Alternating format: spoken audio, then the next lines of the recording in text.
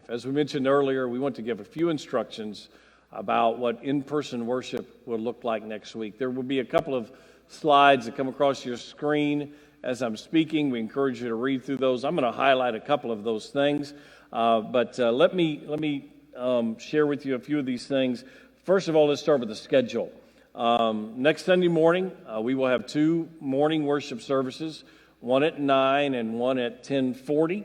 And so let me just say this. Of course, we put it on Facebook, and we had you just fill out a congregational survey about the times. We have space for you. Please don't think that if you would like to be here and that you're serving somebody better by staying home, but you want to be here, friend, let me encourage you to be here. We will have space for you, but we will have services at 9 and 10:40. Here's what the schedule will look like. Doors will open at 8:30, so the building is completely ready. We will worship, and we're going to be on a tight schedule like we do at our 8:15 service. From 9 to 10, the worship service will last. Then we will have to clear the building as quickly as possible. And again, it just pains me to say this. I know you want to sit and talk. You've not seen each other for 2 months. But to make certain that we keep everything as safe as possible, we have to spray the seats down, have to sweep up in here, remove any papers, make sure the buildings are sanitized, make sure the bathrooms are sanitized, and all those types of things. We're going to have you exit as quickly as possible, and we will lead you through that as to how we can exit and social distance properly. And so from 10 to 10:10, we'll clear the building.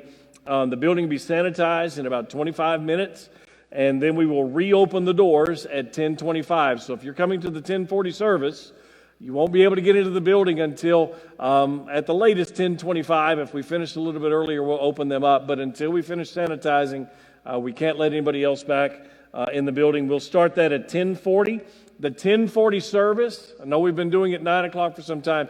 The 10:40 service will be our live stream, and so we'd like to get back in the habit of that becoming our normal time for live stream, and so we're doing that next week.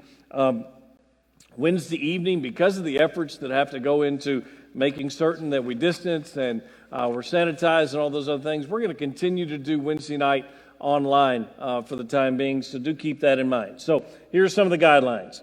If you're in the vulnerable population, and again, it pains me to say this, the safest place for you to be is home.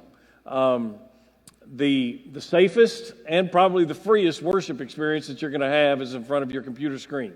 And if you're sick, you are part of the vulnerable population, we're encouraging you to stay home for just a couple more weeks till we know a little bit more about this. We ask you to do something. We're not going to set up a temperature check station outside. We ask you to regularly check your temperature and stay at home if you feel like you've got a temperature or you feel sick, for the love of neighbor of all those who are around you. We are going to, at best as we can, encourage the practice of social distancing. Alarms will not go off if somebody passes within 3 feet of you. Kind of like they don't at Kroger or Lowe's, but as the very best that we can. The chairs have been positioned at 6 feet apart. We're trying to make certain that we've taken away all the two-way traffic within here. And so you have the opportunity to distance from those around you. So we're going to encourage that at best. We have, and we're fortunate because we have chairs, and it's taken a whole lot more time than you can ever imagine. We have 142 seats that are available that we are looking forward to seeing you sitting in next Sunday morning. And so that's why we're spreading that out over a couple of services along with the online community. We're asking one family per row. Remember, we're not going to pass the plates. There's no greeting time or shaking of hands that is formal in the service.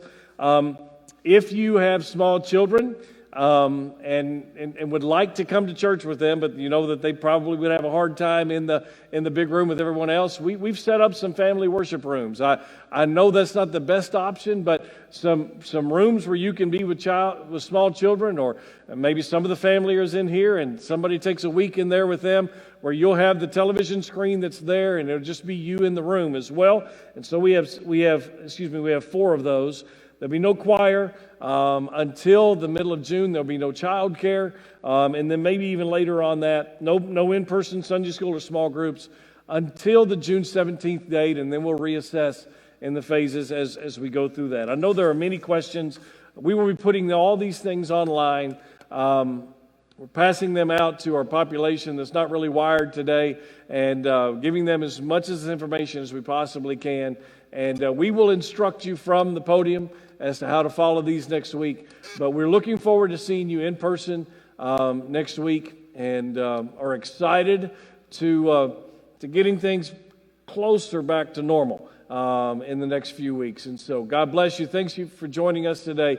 Remember, Wednesday night at 6:30, we'll have some more instructions, and as we prepare to meet together next Sunday morning at 9 and at 10:40. God bless you, and have a great Sunday.